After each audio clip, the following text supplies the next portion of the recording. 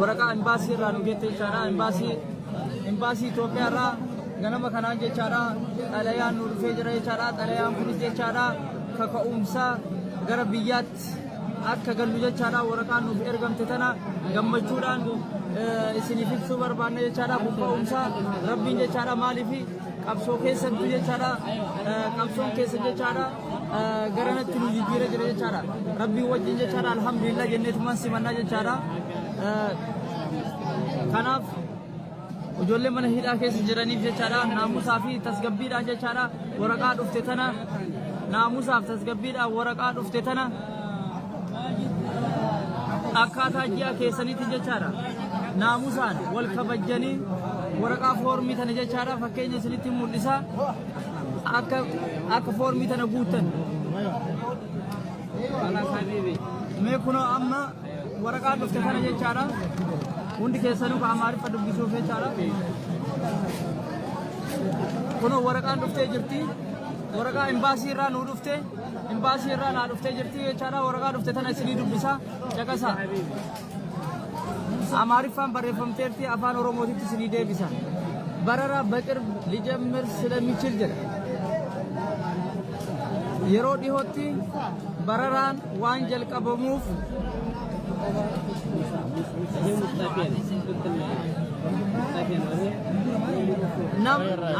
nama akkatti geeggeessinu akkaatuma dhufiinsa isaatiin baatii itti qabameen geeggeessinaa jedha የምንሸኘው እንደ አገባባችሁ በቅድመ ተከተል ስለሆነ በየአንዳንዱ አንበር ውስጥ ያለው ሰው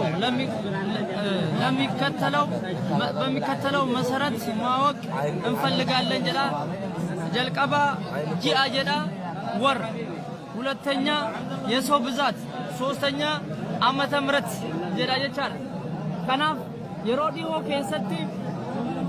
dhiyoo keessatti bararaan waan jalqabamuuf akkaatuma ji'a itti qabamtaniitiin haaluma saniin gara biyyaatti waan isin galchinuuf kanaafuu hundi keessanuu tartiiba kanaan akka waraqaa kana guuttattanii isiniin jedha jechaadha. Tokkoffaa ji'a jedha, lammaffaa baay'ina namaa jedha, sadaffaa waggaa isaa jechaadha. Kanaaf kun ka'umsa jechaadha. Alhamdulillahi rabbil aalamiin warroonni foormii duraan guutanillee akka haarawaatitti akka guutan jedha. Warri foormii duraan guutanillee akka haarawaatitti akka guutan jedha jechaadha. Kanaaf carraan dhufe kana naamusaan keessattuu ijoollee mana hidhaa keessa jirtan waan beekuuf naamusaan akka fayyadamtan carraa kana wal dhiibdanii wal dha'uudhaan mana keessa wal sakaaluudhaan safaaraan dhuftee carraan kun isin jala tara jechaadha. Kanaaf mee na laala kunooti haalatama isaan jedhaniin akkana tartiiba deebisan jechaadha. Waraqaa laal maqaa ji'aa fi koodii itti galtan akkana qopheessitu jechaadha. Baay'ina nama mana keessa jiru hunda isaatu akkana qopheeffattan warri mana hidhaa keessa jirtan waliin fixinaa maaliif wanti kun ana dura guuttataa waan jedhu miti jechaadha. Murteessaan ji'a itti qabamte waan ta'eef ji'a itti qabamte san jechaadha. Asirratti ati abbaa feete durayyuu yoo jiraatte ji'a kan keetu kompiitara keessa seena jechaadha. Ilmaan Oromoodhaa kan mana hidhaa keessa jirtan akka naamusaan jechaadha waraqaa kanatti fayyadamtan. Maaliif inshaallaati qabsoon keessan ammas itti fufuu qaba. Kun kan ganamaan nu dhufe jechaadha. Maaliif yoo ati qabsoon keessan jechaadha ala keessa jiru ammas akkana itti fufee jennaan alhamdulillah ofii isaaniitii fidanii nu kennan jechaadha. Guyyaa itti aanus maaltu akka ta'u baqirbi jedhee jira ingidiin yeroo dhihootti jedha jechaadha. Kanaaf ilmaan Oromoodhaa waraqaa akkana qopheeffadhaa kun waraqaa hundaayyuu barreessinee jirra jechaadha. Amma ofirraa geegessuu deemna. Amma safaara geegessuu deemna jechaadha. Safaaraan amma dhuftee fudhatte amaariffaan barraa afaan amaariffaatiin barreessanii jaayiza godhatan. Afaan amaariffaatiin barreessitanii qopheeffatan jechaadha. Hundi keessanuu akka hin dogongorre Ijoolleen mana hidhaa kan dogongorre carraan dhufe kun akka isin tarree naamusaan jechaadha. An maaliif naamusa as jiruun foormii kana hunda guutee waan fixeef isinitti himaa jira jechaadha. Mana hidhaa kana keessatti hunda isaa tartiiba deebisee fixee jira gama kootiin. Ofirraa geeggeessuu qaba. Kanaaf carraan kun takkattiidha. Osoo isin wal fixxanuu jechaadha. Safaaraan dhuftee isin biraa kan kunne. Ambara hundaarra deemanii qooduu jiranii alhamdulillahi rabbil aalamiin. Mee alhamdulillahi rabbil aalamiin. Alhamdulillah jedhamee namni as jala jirta. Sheer godhee haa Allah kun gammachuu xiqqoodha. Gammachuun guddoo ammoo jechaadha. Gaafa gara biyya keenya gallu jechaadha. Kun ka'umsillee tolee jira jechaadha. Bu'aan qabsoo keessanii argamee jira inshaallah jechaadha. Maaliif ji'a 7 ji'a 8 jechaadha. Guyyaa takkatti safaraa dhuftee nu dubbistee hin beeytu. Kunoo har'aan tana ofii isaaniitii dhufanii nu dubbisan jechaadha. Ganamaan yeroo dhihootti gara biyyaa bararaa waan jalqabamuuf akkaatuma dhufiinsa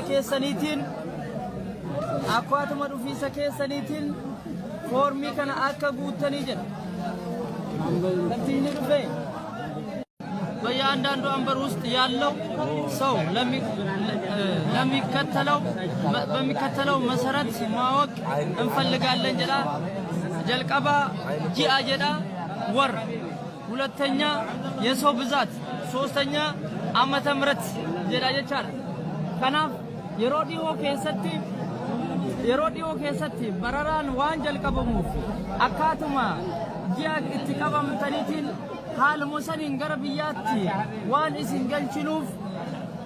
galchinuuf kanaafu hundi keessanuu tartiiba kanaan akka waraqaa kana guuttattanii isiniin jedha jechaadha. Tokkoffaa ji'a jedha, lammaffaa baay'ina namaa jedha, sadaffaa waggaa isaa jechaadha.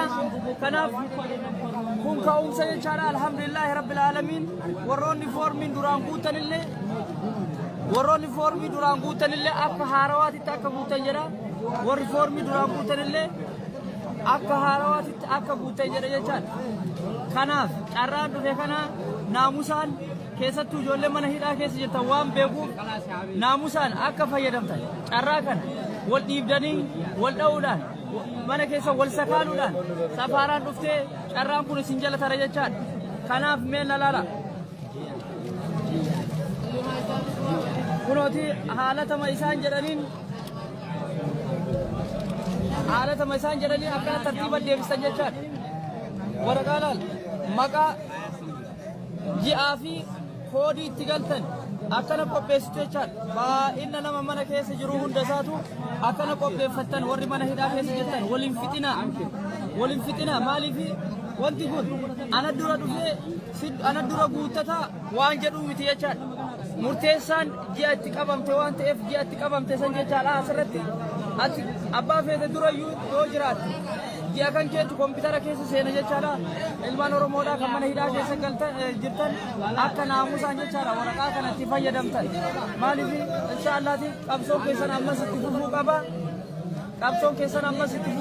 Kun kan ganamaan nu dhufe jechaadha. Maaliif yoo ati qabsoon keessan jechaadha ala keessa jiru ammas akkana itti fufee jennaan alhamdulillah ofii isaaniitii fidanii nu kennan jechaadha. Guyyaa itti aanus maaltu akka ta'u baqilbi jedhee jira ingidiin yeroo dhihootti jedha jechaadha. Kanaaf ilmaan Oromoodhaa waraqaa akkana qopheeffadhaa.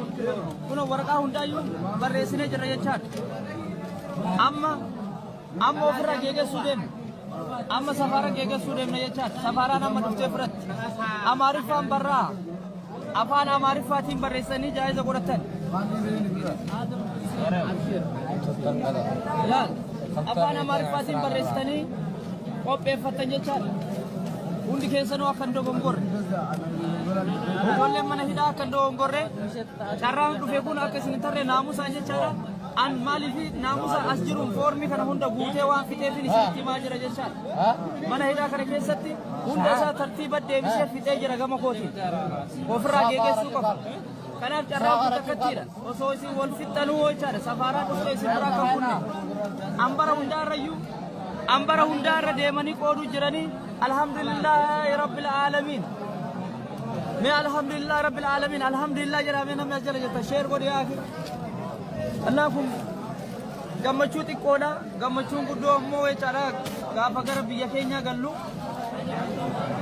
Gaafa gara biyya keenyaa gallu jechaadha. Kun ka'umsillee tolee jira jechaadha. Bu'aan qabsoo keessanii argamee jira inshaallah jechaadha. Maaliif ji'a 7 ji'a 8 jechaadha guyyaa takkatti safaaraa dhuftee nu dubbistee hin beeytu. Kun har'aan tana ofii isaaniitii dhufanii nu dubbisan jechaadha. Ganamaan yeroo dhihootti gara biyyaa bararaa waan jalqabamuuf akkaatuma dhufiinsa keessaniitiin foormii kana akka guuttanii jedha. Kantiini dhufee